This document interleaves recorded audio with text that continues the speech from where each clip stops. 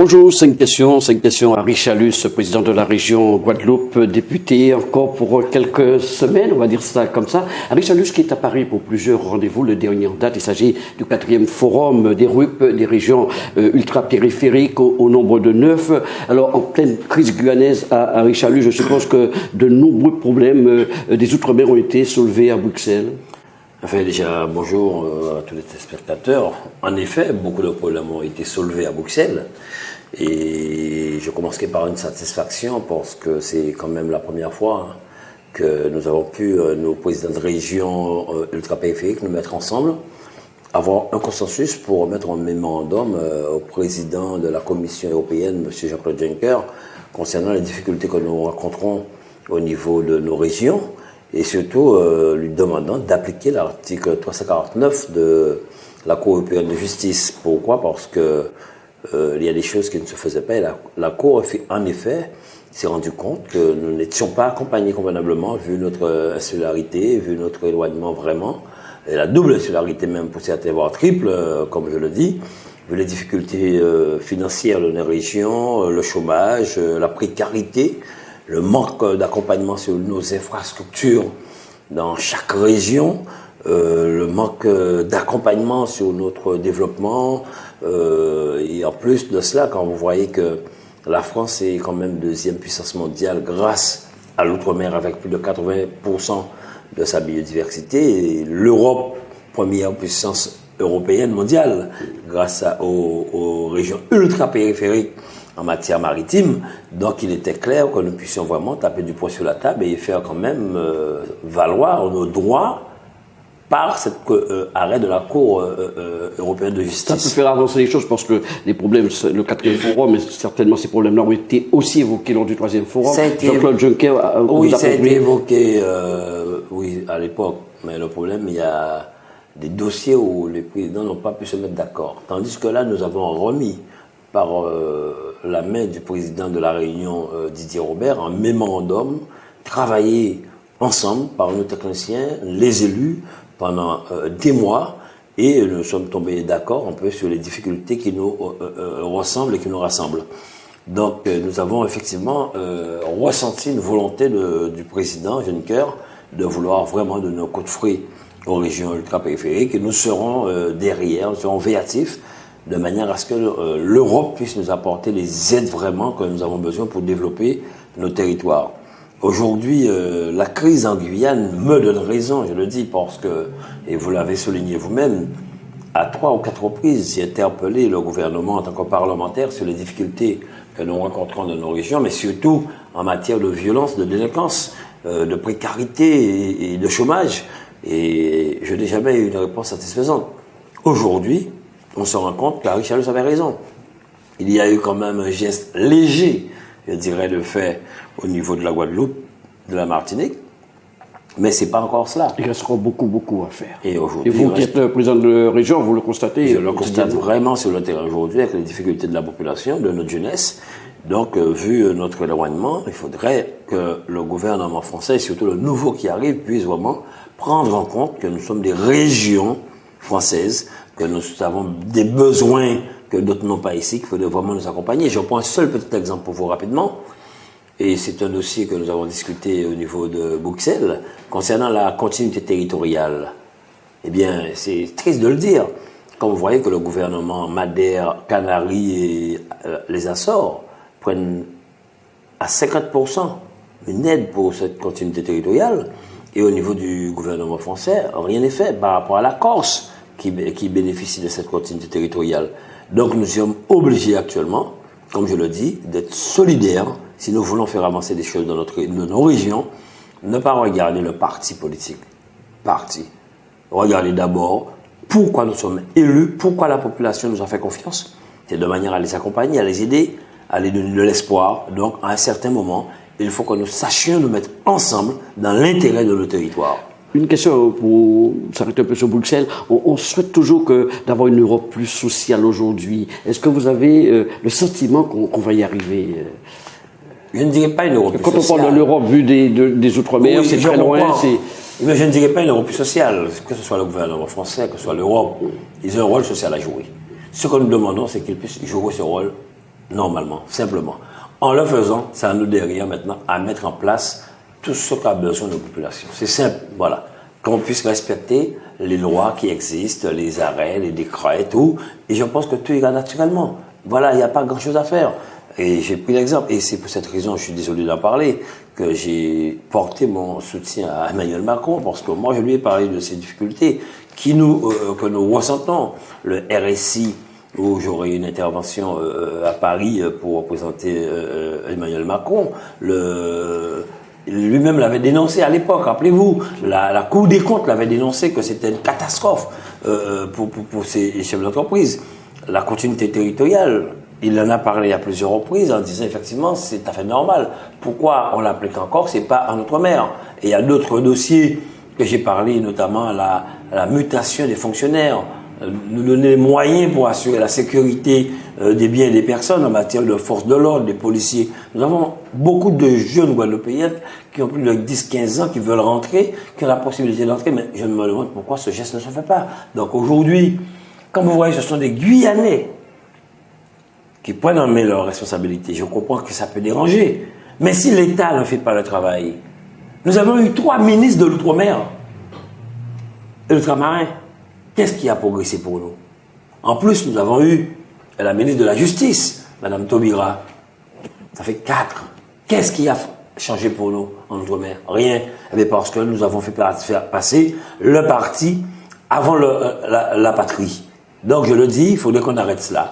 On a toujours parlé un moment d'une éventuelle explosion sociale sur ces régions d'outre-mer. On a eu 2009, aujourd'hui la Guyane, des revendications qui sont très proches, qui se rapprochent au niveau du collectif. Oui, mais sachez-le que ce qui se passe en Guyane, ce sont les mêmes problèmes que nous avons en Martinique, en Guadeloupe, une partie à La Réunion. Il est clair que, comme je le dis, j'ai toujours pris cet exemple.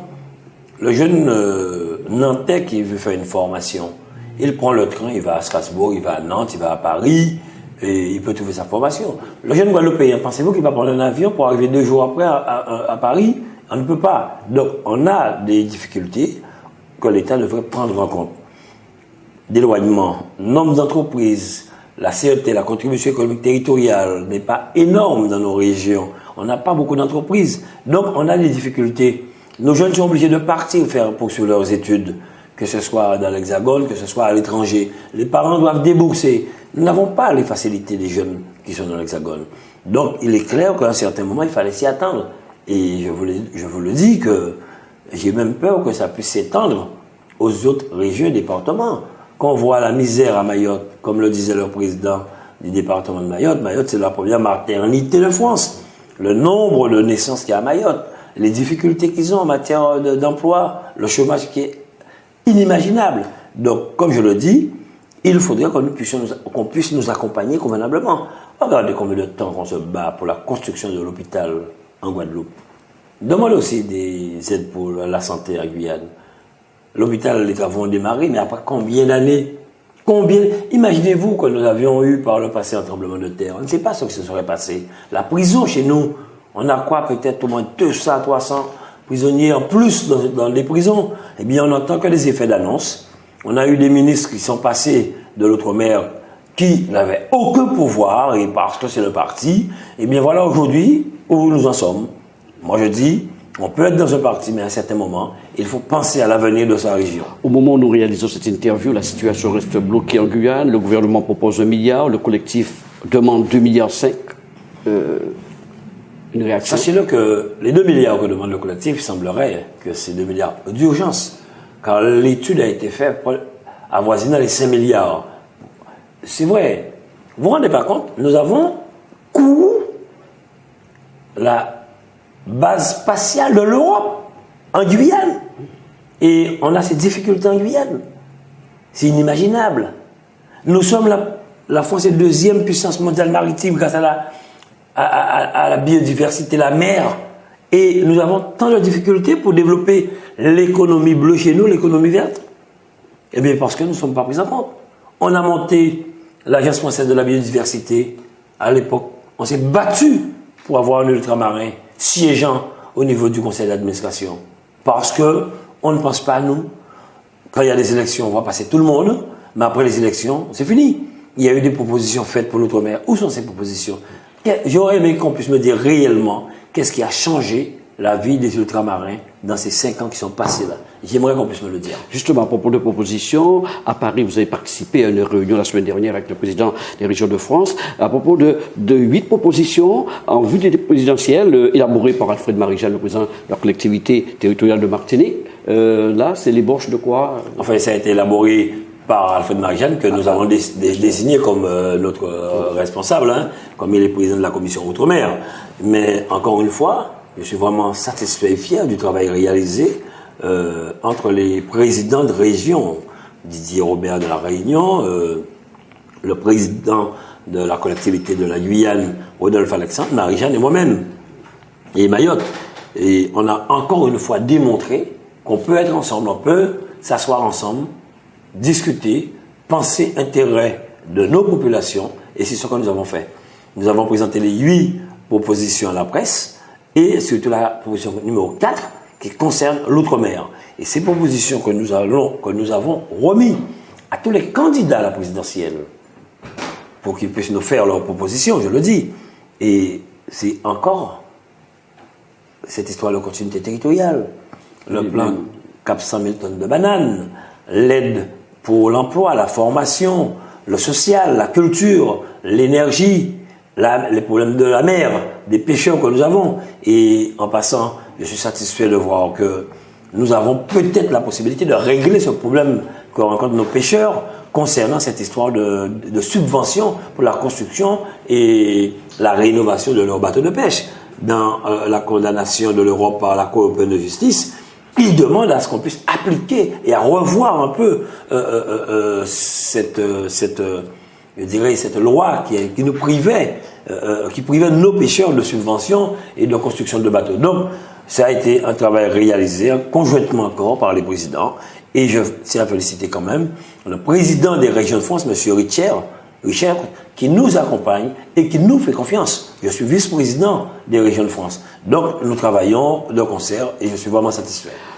Tout de même, de bonnes nouvelles, il s'agit du dossier RGEC, un dossier sur lequel vous êtes intervenu à plusieurs reprises à l'Assemblée nationale. Et là, Bruxelles vient de prendre une bonne décision qui doit vous satisfaire. Eh bien, c'est une bonne chose, hein, comme nous avions rencontré la commissaire, Madame Vestager, avec qui nous avons beaucoup travaillé. Et là, Madame, il faut le dire, hein, même si je dis qu'on a eu 3 ministres issus de l'outre-mer, et une à la justice qui est aussi ultramarine, un ultramarin, Madame Barrette nous a accompagnés sur ce dossier, il faut le dire.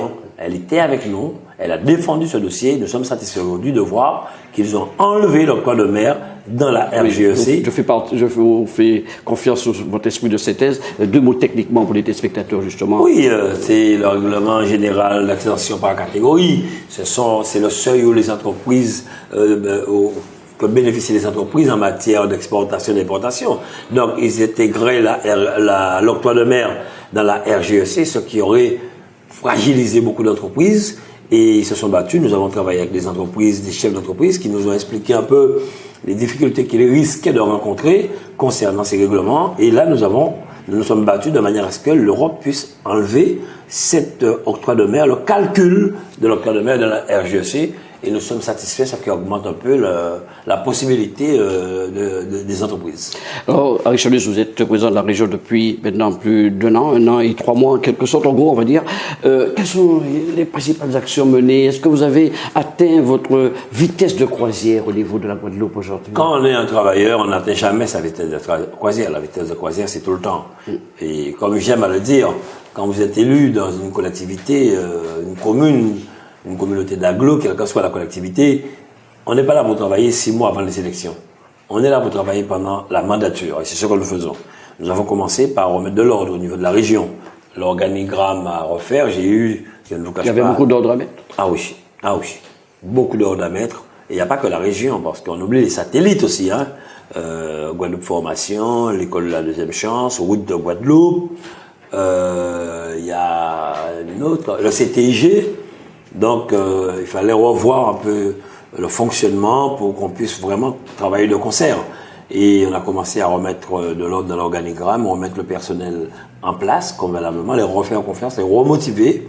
Par la suite, diminuer quand même le nombre de créances qui n'étaient pas payées, payer les entreprises, ce qui veut dire éviter les licenciements, éviter la fermeture d'entreprises, faire des économies en matière de fonctionnement pour augmenter notre capacité d'emprunt et rencontrer les différents partenaires sociaux, les principaux, les proviseurs de lycée, remettre aussi de l'ordre au niveau du personnel des lycées, car on oublie souvent que ce sont aussi des agents de la région. Nous venons de titulariser 23, nous aurons peut-être près de 80 à titulariser, des gens qui travaillent depuis 5-6 ans au niveau de la région, au niveau des écoles, qui ne sont pas titularisés. C'est une garantie pour ces personnes, c'est une volonté pour moi. Nous avons aussi fait un tour un peu sur l'existant. Nous avons vu que la région payait une forte amende concernant le personnel handicapé. Nous allons recruter aussi du personnel handicapé pour permettre à ces personnes de faire leur vie, d'avoir un avenir meilleur. Et par la suite, nous avons lancé des études actuellement sur les grands chantiers pour permettre aux entreprises de pouvoir d'avoir une lisibilité sur le long terme, notamment la maison régionale, le MIR, maison pour le marché d'intérêt régional, le marché d'intérêt régional, les désenclavements de routes en Guadeloupe, le passage à 2 fois 2 voies entre le Maro et Lamentin, la construction des lycées et d'autres bâtiments, des choses importantes que nous avons à faire, accompagner les communes, hein, chose que nous avons commencé. Et nous avons mis en place la région à domicile, où nous emmenons tout le personnel, les techniciens, les cadres, sur le terrain dans la commune pour que la population puisse venir prendre des informations sur les aides qui existent, car je me suis rendu compte qu'ils n'étaient pas informés. Il y avait une méconnaissance des aides de la région, surtout l'emploi, la formation, l'amélioration de l'habitat, les aides aux entreprises. Et dans le cadre de cette aide aux entreprises et des fonds européens, nous avons commencé des auditions, une quinzaine de jeunes Guadeloupéens, bac plus 3, plus 4, pour les mettre à la disposition des entreprises, pour les accompagner, pour les aider à monter leur dossier. Et ces jeunes seront formés par la sécurité sociale et les responsables du RSI, de manière à ce qu'ils soient à la disposition des entreprises. Et par la suite, nous sommes en train de lancer un grand chantier, je pense lancer les états généraux de la jeunesse guadeloupéenne. Oui, on en parle. Oui, parce que je veux... Vous avez beaucoup parlé au niveau de la campagne de la jeunesse. Oui, pour la jeunesse. Vous preniez toujours l'exemple sur Robé Maro. Oui, parce que je l'avais lancé, ça avait porté ses fruits. Et là aussi, avec ces personnes que nous allons recruter, des personnes en situation de handicap et d'autres jeunes qui existent, les mettre sur le terrain en Guadeloupe avec le concours, je le dis bien, des municipalités, des CCAS, aller à la rencontre des jeunes sur le terrain, dans les communes, leur poser la question de ce qu'ils ont besoin, qu'est-ce que nous pouvons faire pour eux, et par la suite, faire un rendu, dégager une somme que nous avons déjà mis au niveau du budget pour pouvoir mettre en place des actions pour accompagner ces jeunes guadeloupéens. Je me rappelle de votre sortie, hein, très mécontent concernant la sécurité, l'insécurité, la délinquance en Guadeloupe depuis que vous êtes là. Alors, les choses ont changé, il y a eu amélioration, on a beaucoup de faits d'insécurité encore. La délinquance est toujours oui, mais là. Je pense que on ne peut pas qualifier cela. Je pense, je sais pas, bon, je suis parti quand même avec tout ce que j'avais comme rendez-vous ici, hein, depuis quand même quelques jours. Nous avions, quand je suis parti, un nombre de décès sur violence en Guadeloupe, mais parmi ces décès, 7 décès sont dus à des violences conjugales.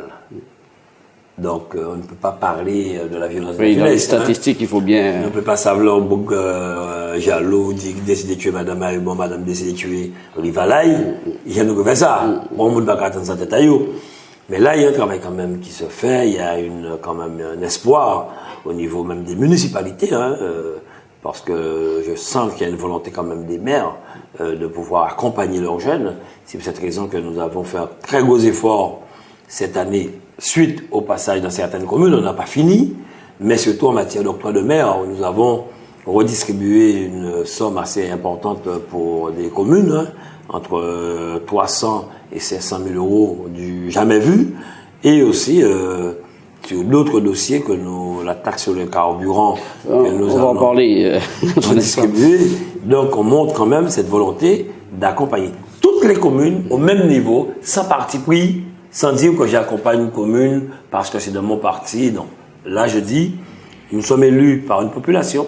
L'équipe régionale est là pour travailler pour toute la population guadeloupéenne et c'est ce que nous ferons pendant toute cette mandature. Alors justement, depuis votre arrivée, on avait une image d'une certaine harmonie entre le conseil départemental et la région Guadeloupe et puis vous avez pris une décision, c'est une répartition du produit de la TSC qui est la taxe spéciale de consommation sur les carburants.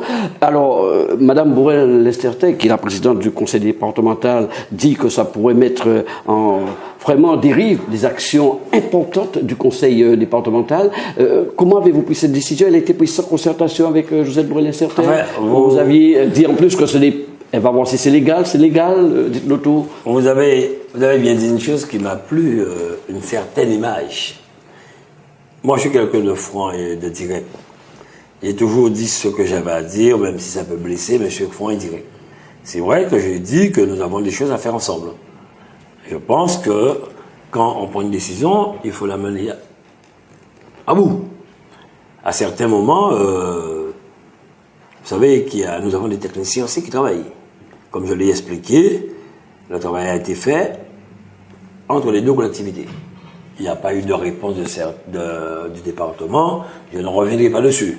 Il est vrai que j'aurais pu effectivement rencontrer la présidence directement, mais comme je vous l'ai expliqué, à certains moments, je n'étais pas là.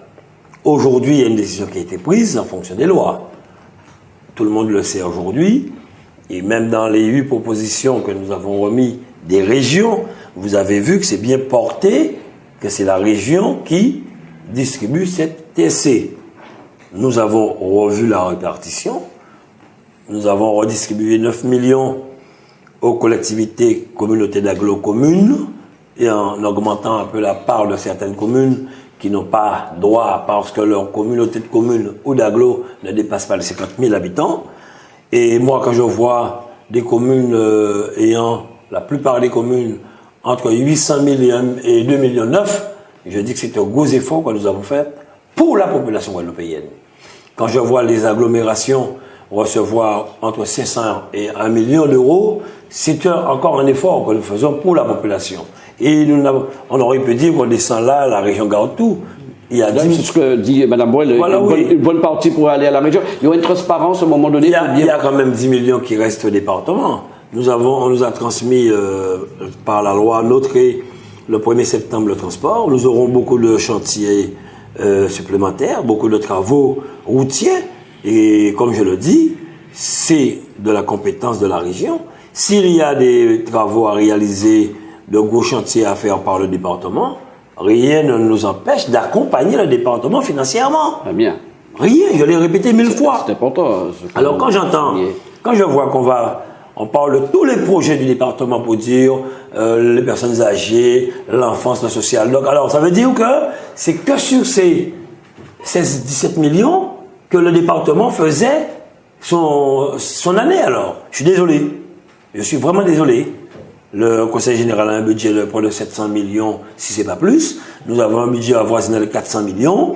Je pense qu'on peut se mettre ensemble quand il y a des travaux à réaliser, des aides à apporter, comme nous le faisons pour les communes. C'est comme nous pouvons le faire ensemble pour le département. Mais il y a des lois qui n'ont pas été respectées, nous l'avons respectées. Et je vais plus loin. Sachez que les communautés d'agglomération peuvent demander de revenir sur 4 ans concernant cette TSC. Car depuis 2010, la loi nous impose de verser cette taxe aux communautés d'agglomération. Personne n'en parle. Pour avoir un rappel Voilà. J'ai toujours voté mon budget à la ville de Bimago quand j'étais maire, à la fin du mois de mars, pour une seule raison. Je sais que toutes les dotations sont entrées, donc je fais un budget sincère. Donc quand vous votez votre budget, il faut s'assurer que les dotations sont entrées, que vous avez des notifications. Nous devrions normalement notifier au département quel est le pourcentage. Ils ont voté leur budget. Tout ça aussi, on n'entend personne le dire. C'est vrai, ils l'ont voté. Mais soyons sérieux. Allons-nous continuer comme cela à fonctionner par à coup, sans appliquer sérieusement les choses? Eh bien, moi, j'ai toujours fonctionné comme cela. J'ai appliqué la loi. Il ne faut voir aucune connotation politique. Non.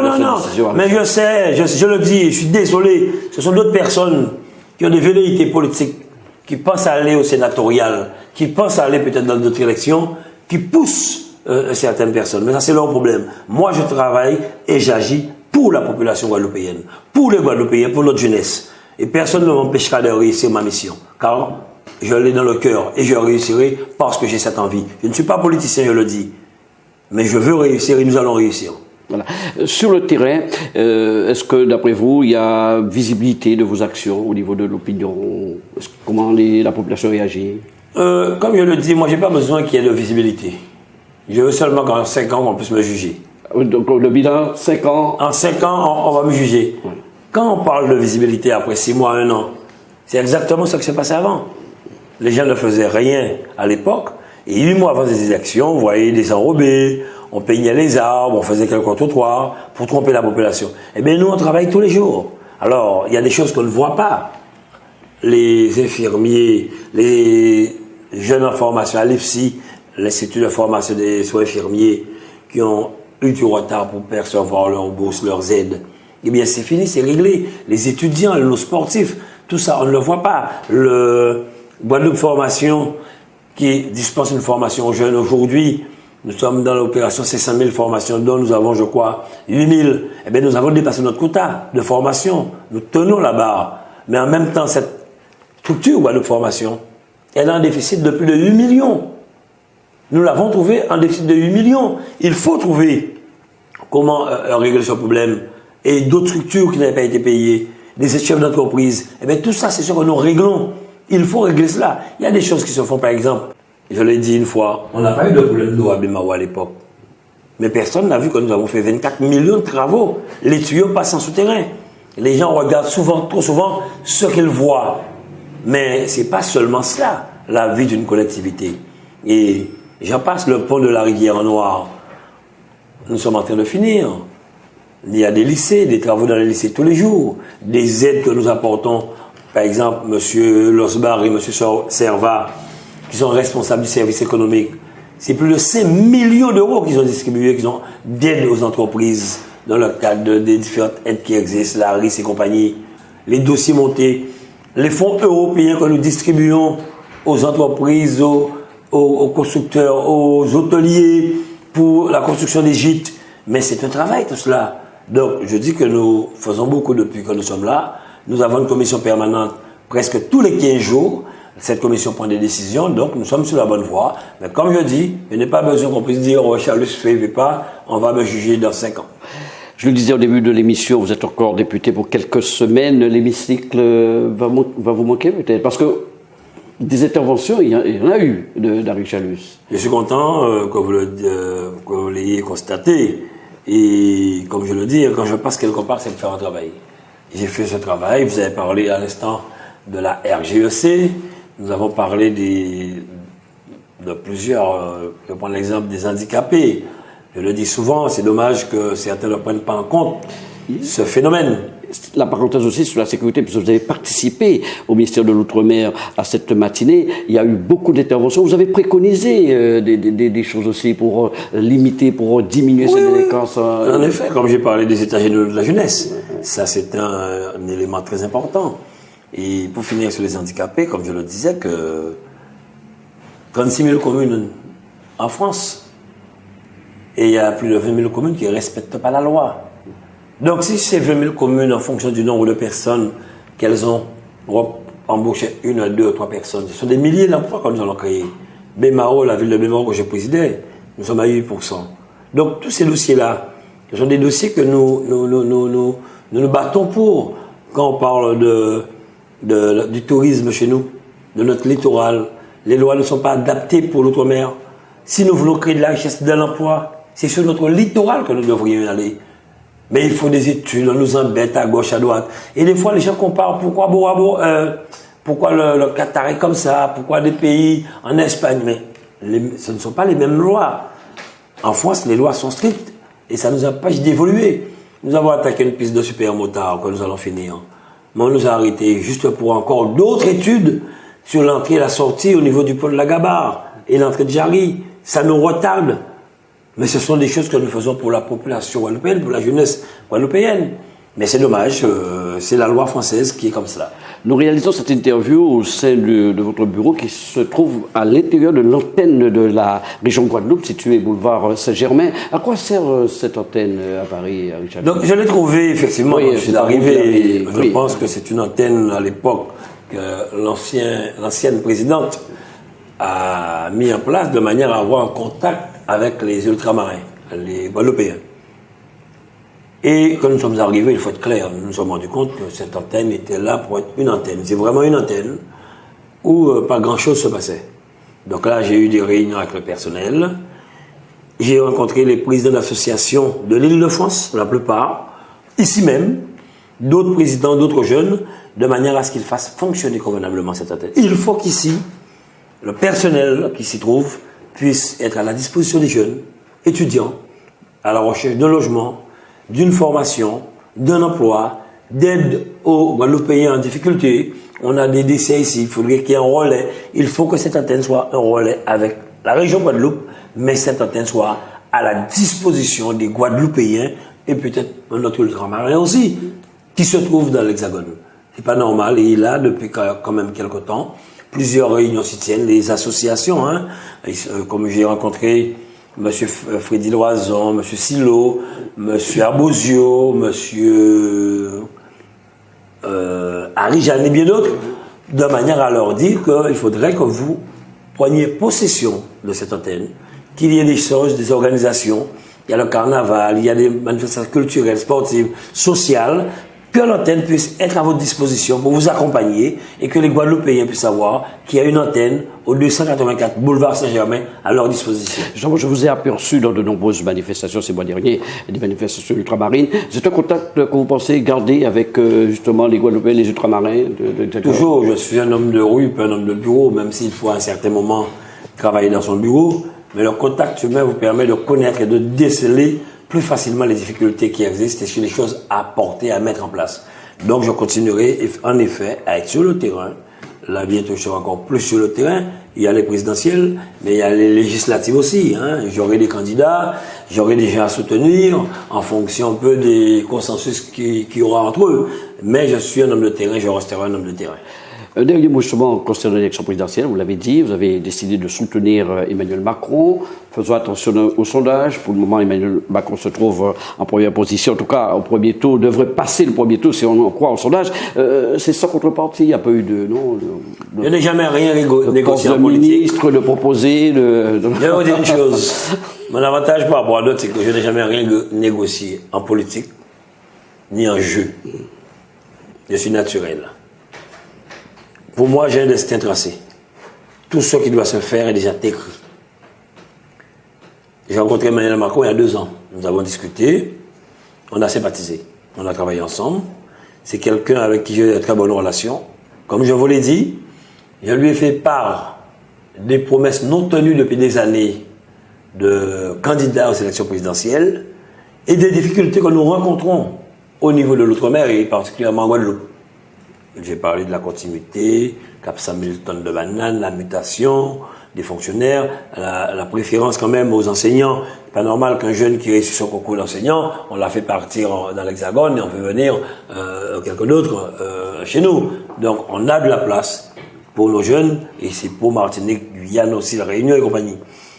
Et bien d'autres, l'établissement public de la défense qu'on voulait mettre pour combattre la violence et la délinquance, pour accompagner nos jeunes, la formation par le sport. Et rappelez-vous, j'ai été décrié lors de la Coupe Davis en disant oui, je veux tenir tête au gouvernement, eh bien j'ai gagné. Et je le dis à ceux qui ont pensé que l'État n'aurait pas remboursé, c'est plus de 4 millions que nous avons déjà reçus pour le CREPS, c'est 2,7 millions, pistes et salles, la ville du Moule, la commune de Saint-Claude, de Capesterre, de Sainte-Rose, eh bien ont reçu. On avait favorable les aides de l'État sur le sport. Heureusement qu'Harry Chalus s'était battu. Donc, pour vous le dire, il a adhéré aux difficultés. Et vous avez entendu, il a été l'un des premiers à lancer un appel à ce qu'on prenne des mesures d'urgence pour la Guyane et même aussi pour les autres régions et départements. Et étant donné que c'est un jeune, il est clair que je puisse l'accompagner, car pour moi, il est condamné à réussir. Similitude avec moi, quand je me suis lancé à 39 ans à la mairie de Bémao, il a 39 ans. Je suis né en décembre, il est né en décembre. Donc, il est condamné à réussir. Réussir, c'est de travailler. Donc, en 2010, j'ai soutenu l'ancien président de région, sans contrepartie, je peux vous le dire. Donc, je ne demande rien à qui que ce soit. Les postes de ministre, si c'est pour être ministre de l'Outre-mer, comme c'est là, un ministre qui n'a pas de pouvoir, ça ne m'intéresse pas. Tiens, donc il n'y a pas eu de proposition d'Emmanuel Macron, puisque vous avez décidé de lui apporter votre soutien. Un dernier mot, puisque vous avez parlé de sport, la route du Rhum, ça arrive, la région va évidemment apporter tout son soutien, comme d'habitude. Tout son soutien, tout son concours, et pour la première fois, le personnel de cette antenne est associé, car depuis ce personnel n'avait jamais participé. Et là, nous avons 3 personnes qui participent, qui travaillent. Nous avons la Caroujet qui a commencé en Guadeloupe, que nous accompagnons. Le festival de Marie-Galante que nous continuons à accompagner. Et j'aurais souhaité d'ici quelques, années, avec le concours des entreprises, vraiment, que la Guadeloupe ait un bon challenge de tennis. Je verrai le président Forbin pour que nous puissions ensuite, au succès de la Coupe Davis, avoir vraiment un tournoi ATP 250, 200, et on peut l'avoir avec le concours des entreprises. Mais comme je le dis, il y a des choses à faire. Si nous voulons vraiment, aujourd'hui, nous avons une augmentation de tourisme chez nous. Vous avez vu la plateforme que nous avons présentée dernièrement, et je félicite le CTG, tout le personnel du CTG Paris et Guadeloupe pour le travail réalisé, pour permettre quand même d'avoir une augmentation du tourisme chez nous. Donc nous sommes là pour accompagner, et j'espère que le personnel de la région comprendra, et aussi les autres, même les syndicats, que je ne suis pas un politique, je suis là pour travailler. Il y a des choses qui prendront du temps, il y a des choses qui seront dures à mettre en œuvre, mais ma volonté c'est de réussir à la Guadeloupe, accompagner tout un chacun pour que nous puissions avoir un avenir meilleur, et c'est un peu notre slogan.